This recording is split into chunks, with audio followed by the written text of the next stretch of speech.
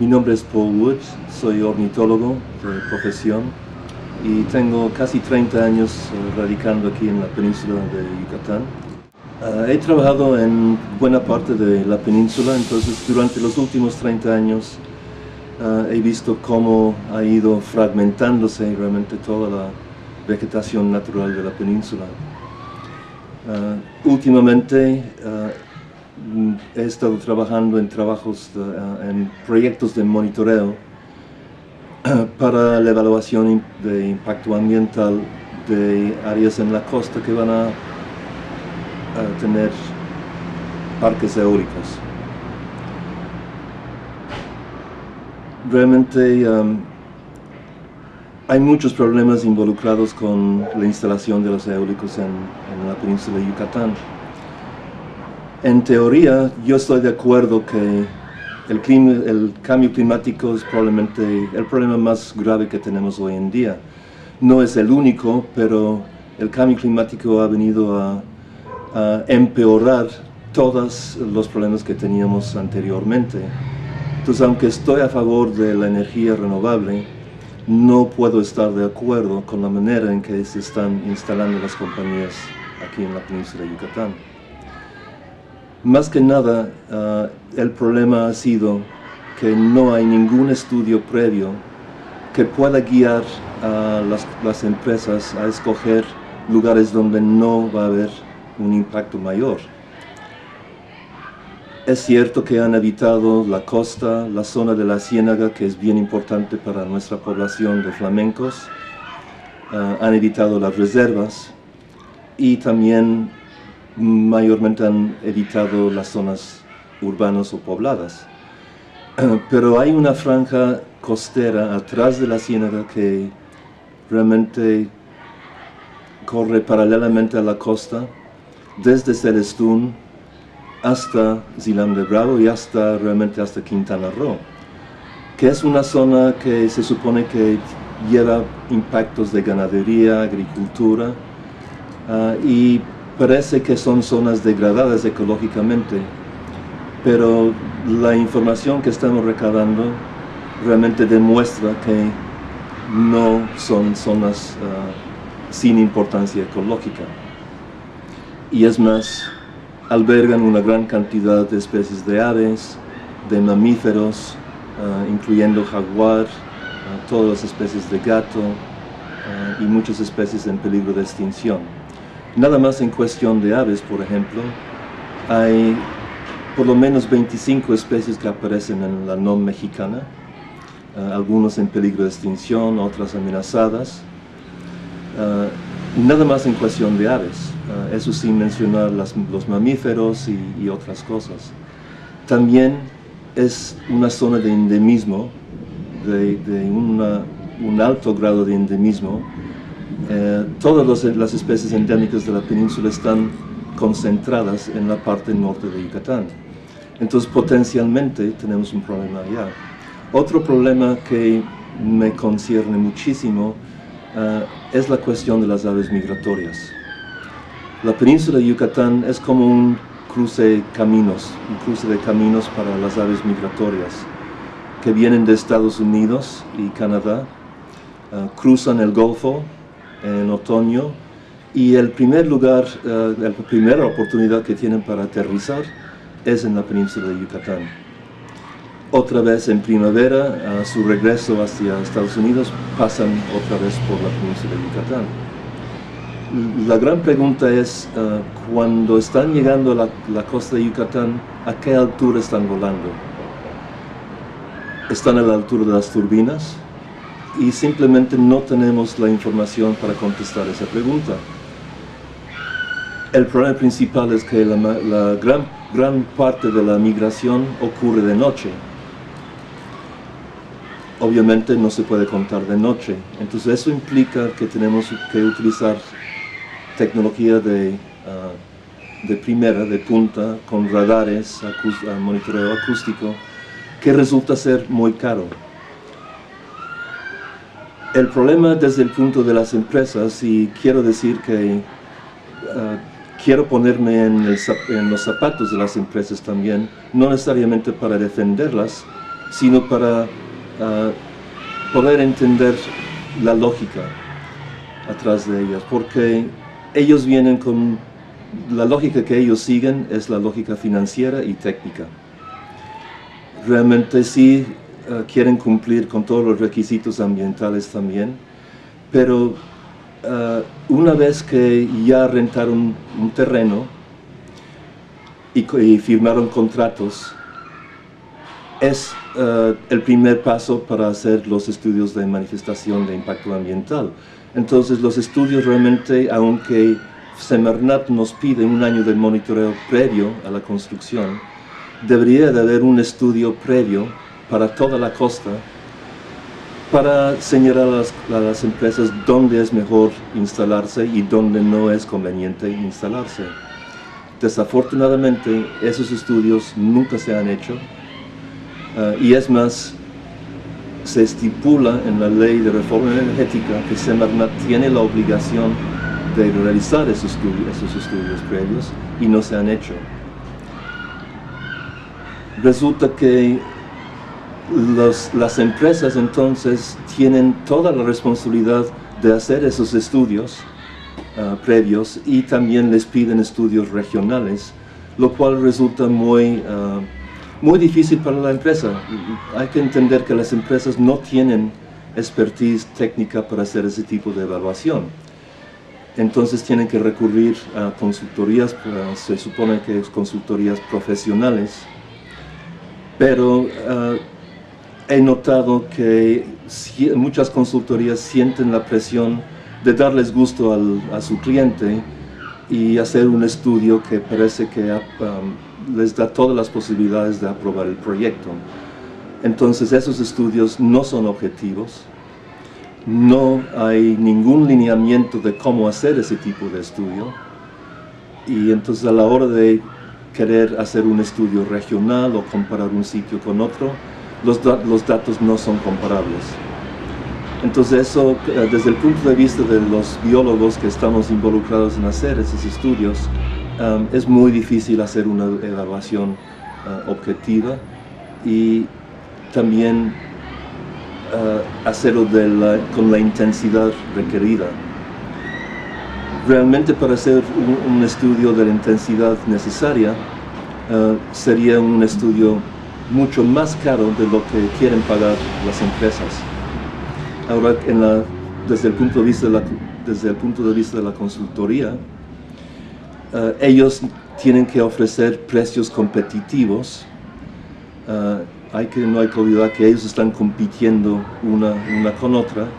Entonces, claramente hay una presión a la baja sobre los precios que uno puede cobrar a esas compañías. Hay que entender también que no hay ninguna garantía para la compañía de que su proyecto vaya a aprobarse al final de todo este proceso. Entonces, ninguna compañía quiere invertir todo el dinero necesario, que sería necesario para hacer un estudio completo de la costa de Yucatán, porque no tiene ninguna garantía de que se vaya a aprobar su proyecto. Entonces no quieren invertir grandes cantidades de dinero que después es un desperdicio. Entonces para mí yo siento que el gobierno no ha hecho su papel en este aspecto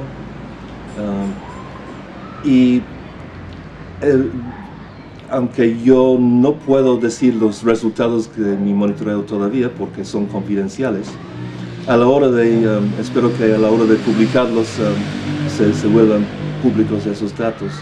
Pero lo que sí puedo decir es que esas zonas son ecológicamente muy sensibles, tienen una gran cantidad de especies y diversidad de animales aparte de las aves, y que merece realmente un estudio a fondo antes de que se construya estos parques eólicos.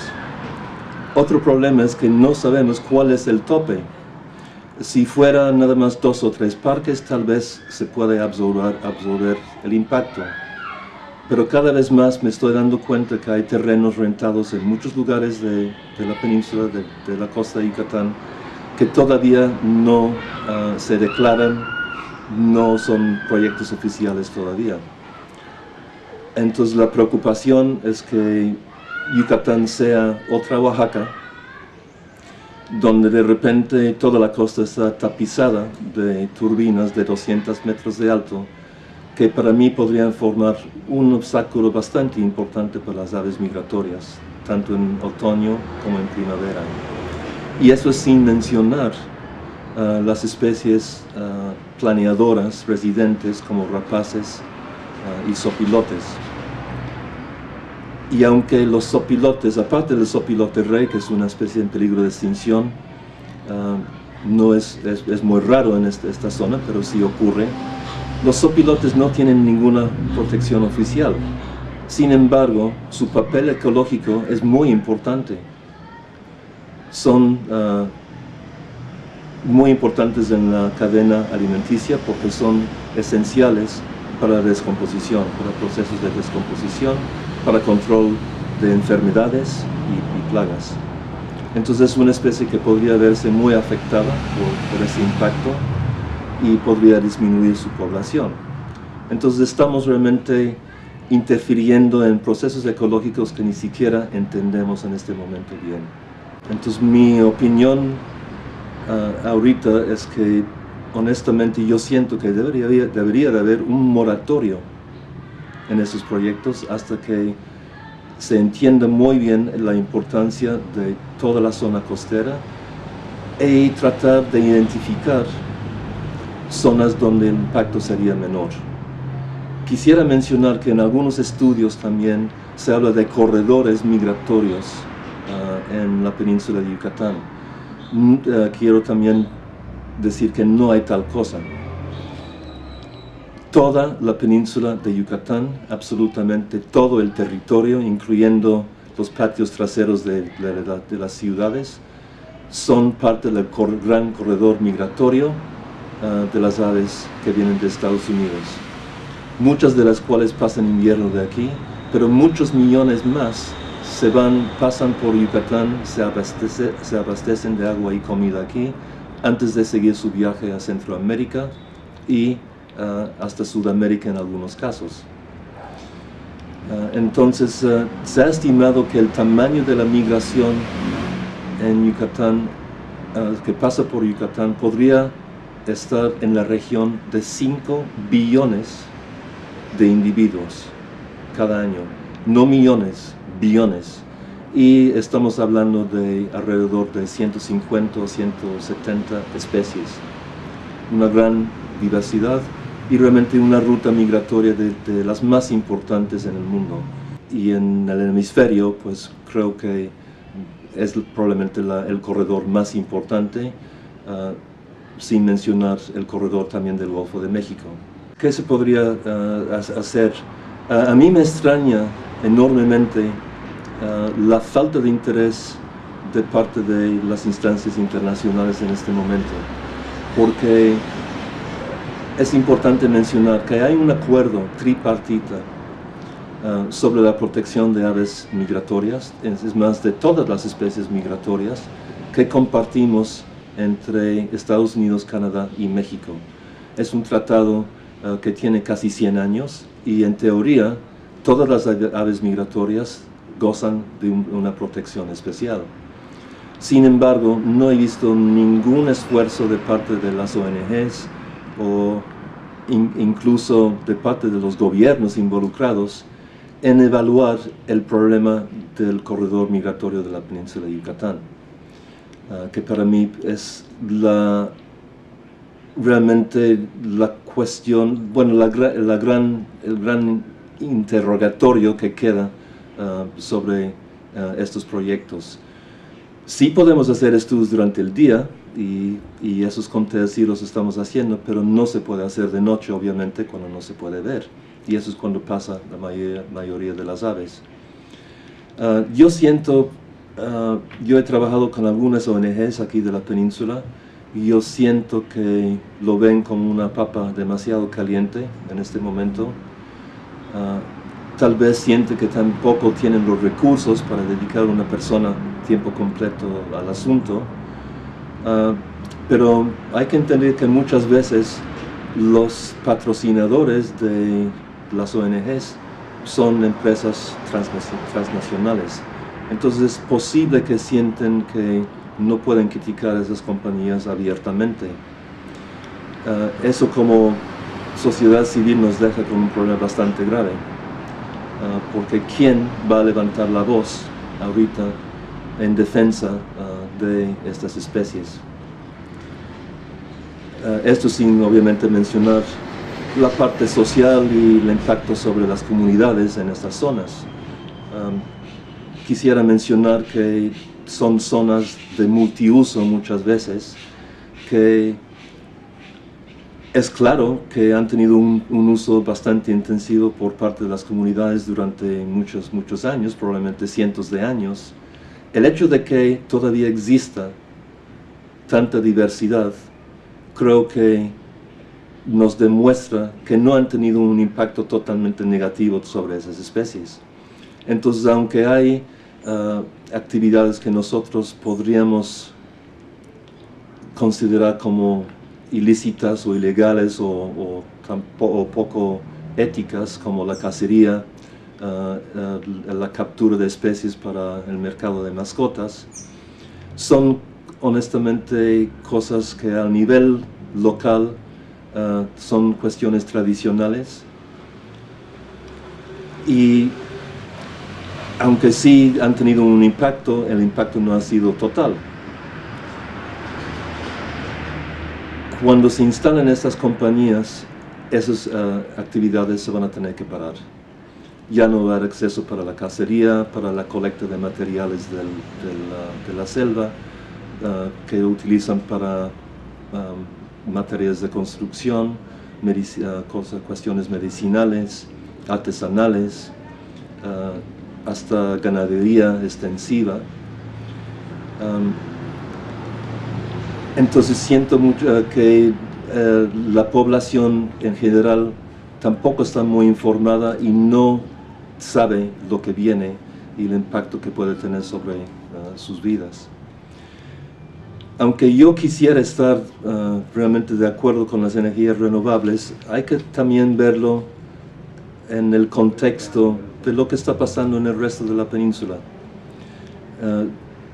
Resulta que en años recientes estamos viendo la llegada de las grandes corporaciones transnacionales que parece que están instalándose en diferentes partes de la península, no solamente en cuestión de energía renovable, pero tenemos el problema de las semillas transgénicas, y se han acaparado de grandes extensiones de terreno aquí en la península de Yucatán.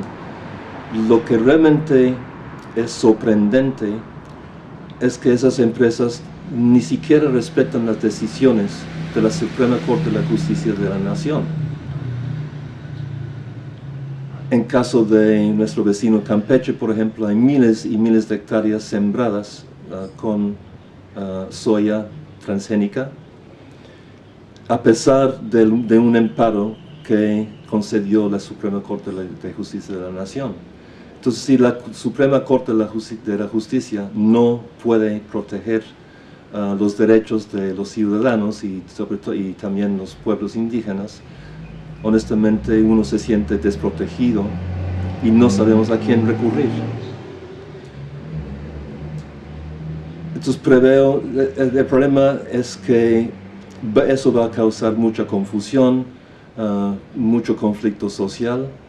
Entonces preveo muchos problemas con estas empresas cuando, de haberse hecho de una manera ordenada y según las leyes realmente que ya tenemos, no habría tanto problema. Siento que tenemos que hacer mucho más fuerza para hacer de esta información pública, que se involucre la ciudadanía de aquí de Yucatán, que todavía está realmente en la oscuridad, por lo general, en lo que va a pasar en fechas no muy lejanas aquí en Yucatán, cuando van a ver que su paisaje es totalmente transformado en la costa de Yucatán. Va a haber grandes áreas de extensiones de bosque que han caído bajo el hacha por la siembra de soya y maíz transgénica. Nada más como un ejemplo, abro el periódico de hoy y hay un reportaje donde dicen que en Yucatán estamos perdiendo 20.000 hectáreas de selva baja al año para la ganadería extensiva. La zona de selva baja caducifolia y toda la zona de selva espinosa por lo general no se considera tan importante como las selvas altas, perennifolias o subperennifolias del sur, y han recibido muy poca atención. Sin embargo, los estudios que se han hecho recientemente demuestran su gran importancia para las especies endémicas de Yucatán, que honestamente son reliquias de un paisaje que antes tenía una mayor extensión, probablemente por toda la península, que ahorita por la expansión de las selvas húmedas, precisamente las selvas húmedas del sur, se ven arrinconadas esas selvas a la zona, a la franja costera del norte de la península de Yucatán. Entonces, desde el punto de vista de especies endémicas, esas zonas son enormemente importantes. Ahora reciben amenazas desde afuera con el aumento del nivel de mar, que está comiendo sus hábitats en la duna costera, la urbanización de la zona costera para casas de veraniegas y el turismo, y ahora desde el otro lado están recibiendo presión con el avance de la frontera agrícola, la gran expansión de las zonas urbanas también, que están experimentando un boom muy importante ahora en Yucatán. Entonces, para mí, las zonas precisamente donde se están instalando muchas empresas eólicas son de los últimos paisajes silvestres que tenemos en el estado. Entonces, desde el punto de vista estético, es un golpe duro. Y aunque estoy de acuerdo que no podemos tenerlo todo en este mundo, hay que verlo desde el punto de vista ecológico también, que son zonas de gran importancia ecológica y en cuestión de sus ecosistemas.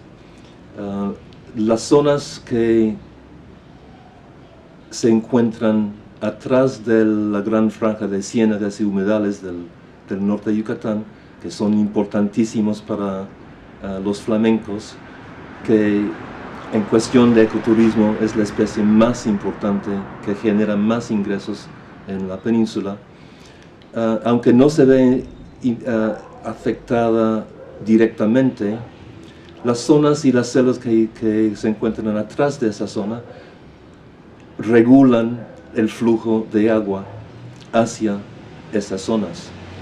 Entonces no sabemos cuál va a ser el impacto hidrológico en esas zonas, que podría ser muy importante, con grandes afectaciones, con posibles afectaciones a la ciénaga, que aparte de ser el hogar de los flamencos y muchas especies acuáticas más, pues también es muy importante económicamente para la pesca, y son zonas de reproducción de peces. Entonces no podemos separar estas zonas supuestamente de poca importancia ecológica de todo el sistema ecológico de la costa. Es parte de un gran sistema hidrológico que empieza en el mar y termina en el mar. Hay grandes extensiones del territorio donde no hay todavía estudios adecuados para poder hacer las evaluaciones necesarias de impacto ambiental. Un problema es que, aunque Semarnat pide un año de monitoreo previo a la construcción, como he dicho, la dinámica tiende a poner presión tanto sobre las consultorías, y me imagino también sobre secretarías como Semarnat, de aprobar proyectos por la gran cantidad de dinero que ya invirtieron las empresas ahí, e incluso en muchos casos, antes de tener permiso de operar, algunas empresas ya entraron a todo el proceso de la subasta. Eso les pone grandes presiones financieras esas compañías porque tienen que cumplir con sus calendarios de inversión. Entonces, si no entregan los estudios en tiempo y forma, hay grandes multas. Si no cumplen sus obligaciones en tiempo y forma con Secretaría de Energía, hay multas multimillonarias. Entonces, realmente, aunque estamos viendo lo que yo llamaría el último land grab de las corporaciones aquí en Yucatán, no solamente el problema viene de parte de las empresas, no todas las empresas vienen con una visión de rapiña. Hay empresas que quisieran cumplir con las normas ecológicas que existen, están haciendo todos los esfuerzos para hacerlo, pero les ponen en una situación muy difícil si no hay ningún tipo de guía de parte de las autoridades. Y otra cosa muy importante que se me olvidó mencionar, como consultor, es que no hay ningún lineamiento de parte de la Semarnat en cuestión de cómo se debe de hacer esos estudios. Entonces uno como consultor tiene que recabar información de diferentes países, mayormente de Europa, de Estados Unidos, donde sí existen algunos lineamientos de cómo hacer esos estudios en general, pero es muy importante mencionar que esos estudios tienen que ser adecuados a la situación o las características ecológicas de cada sitio. Y en Yucatán tiene características únicas. Entonces una metodología que se aplica en Portugal o en Canadá no necesariamente se puede aplicar aquí en Yucatán. Entonces hace falta hacer un esfuerzo entre los académicos, también biólogos de Yucatán, que aquí existe una gran... hay biólogos con gran experiencia que han trabajado décadas en Yucatán, que podrían hacer un trabajo excelente en ese aspecto, pero se requiere de un tipo de comité de académicos donde hay un foro abierto, donde los datos se ponen, de las consultorías también se ponen a prueba de los académicos también, para ver si realmente están de acuerdo con la forma en que estamos haciendo los estudios. Y muy importante para que esos estudios sean comparables de un proyecto a otro, lo cual en ese momento es imposible hacer.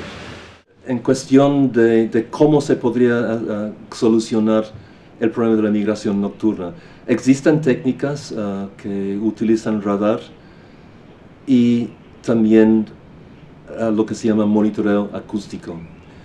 El radar nos puede indicar la intensidad de la migración que está llegando a las costas, nos puede decir la altura de las aves que están llegando, pero no nos puede identificar las especies. Semarnat nos pide ese tipo de información, nos pide las alturas de vuelo, pero también la identidad de esas especies. La única manera de saber qué especies están pasando es a través del monitoreo acústico, donde se ponen micrófonos muy sensibles que están grabando los sonidos de las aves mientras van pasando de noche. Esos estudios también tienden a ser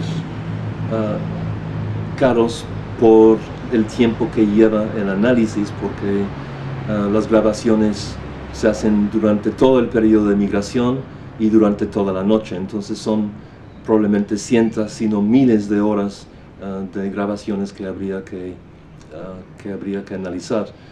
Entonces realmente se requiere de prácticamente un ejército de biólogos bien capacitados para hacer ese tipo de trabajos. Y aunque sí hay algunos biólogos entrenados aquí en la península, todavía somos muy pocos comparado con el tamaño del problema. Otro problema que he notado es que muchas empresas han contratado a consultorías que vienen de afuera, muchas veces de otras partes del país, e incluso en algunas instancias, en algunos casos, consultorías extranjeras que no tienen ni la más mínima experiencia de las especies que están manejando aquí. Entonces, por ende, han subestimado por mucho, porque no tienen la capacidad de identificar las especies que están encontrando en el campo, han subestimado por mucho tanto la cantidad de especies que estamos viendo en la costa, como la diversidad de las especies que existen en esos lugares. Por decir un ejemplo, he visto una manifestación de impacto ambiental donde alegan haber detectado 3 individuos migratorios en todo un año. Le puedo decir que yo puedo detectar eso en mi patio en cualquier hora del día durante la migración, en cualquier día. Entonces, si están reportando 3 individuos en grandes extensiones de terrenos, simplemente no han hecho el trabajo adecuado, o, como había mencionado antes, uno sienten la obligación de darles todas las posibilidades a la empresa de que su proyecto se apruebe. Entonces, realmente hay situaciones donde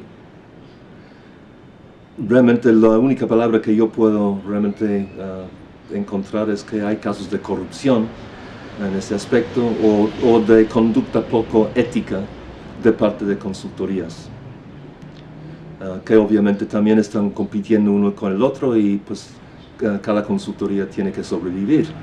Entonces, pues sí, todos tenemos que comer. Entonces, honestamente, lo que pasa es que hay mucho chantaje económico involucrado en todo el proceso, que tiende a que la gente no diga toda la verdad. Ahora, ¿qué podemos hacer en cuestión de las instancias de gobierno cuando no cumplen con la ley? Si Semarnat si no ha cumplido con la ley de reforma energética y no han hecho los estudios previos que se supone que tienen que hacer por ley, ¿qué nos queda como recurso?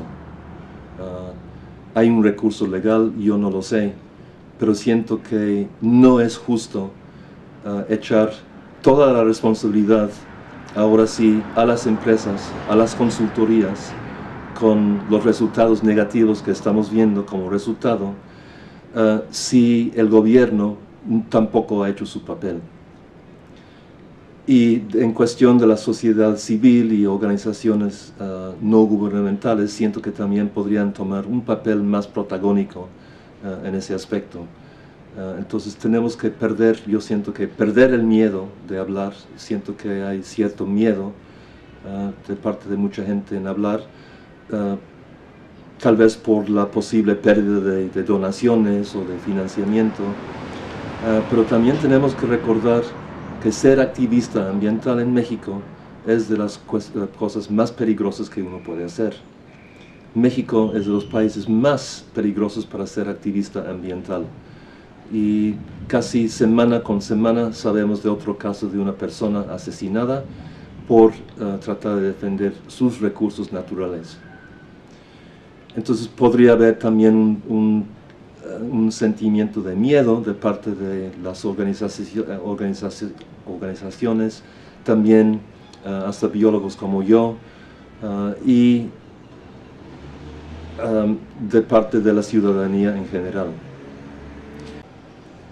Entonces, siento que las consultorías, los biólogos que trabajan para los estudios que están haciendo estudios de impacto ambiental, tienen que someter sus datos a la revisión de sus colegas en cuestión, para ver realmente si académicamente o científicamente lo estamos haciendo bien. En teoría, aunque hay restricciones sobre la información confidencial mientras uno está haciendo el estudio, una vez que sale la manifestación de impacto ambiental, esos datos son públicos. Entonces, en teoría, sí se podrían revisar por parte de cualquier biólogo que tenga el interés de hacerlo. Sin embargo, también quisiera mencionar que en muchos ejemplos que yo he visto, sería difícil evaluar lo que hicieron las consultorías porque no describen sus metodologías, no nos dicen cuándo salieron al campo, cuántos días de esfuerzo hicieron, qué tipo de metodología utilizaron, si pusieron redes de niebla, por ejemplo, para capturar aves, cuántos días se pusieron, cuántas redes se pusieron, en qué tipo de hábitat. Entonces, aunque los datos estén disponibles, muchas veces es imposible evaluar esos datos. Entonces tiene que haber mucho más control sobre lo que hacen las consultorías. Ahorita no nos podemos echarle realmente la culpa porque no hay ningún lineamiento, ningún manual, ninguna instancia a la cual recurrir para para saber cómo se esperan las autoridades que se hagan los estudios. Incluso esa incertidumbre causa mucha frustración y hasta pérdida de dinero de parte de las empresas, porque cuando Semarnat dice al final, ok, no aprobamos, necesitamos información adicional, entonces la compañía tiene que probablemente está enfrentando un atraso de 3 a 6 meses más en su proyecto, lo cual les dificulta muchísimo en la cuestión técnica y financiera. Entonces tiende a haber un caos, una confusión y una frustración entre todas las personas involucradas. Y cuando agregamos a eso los problemas sociales que tampoco se están viendo de manera adecuada, entonces tenemos el potencial de un gran debacle alrededor de la energía renovable en Yucatán.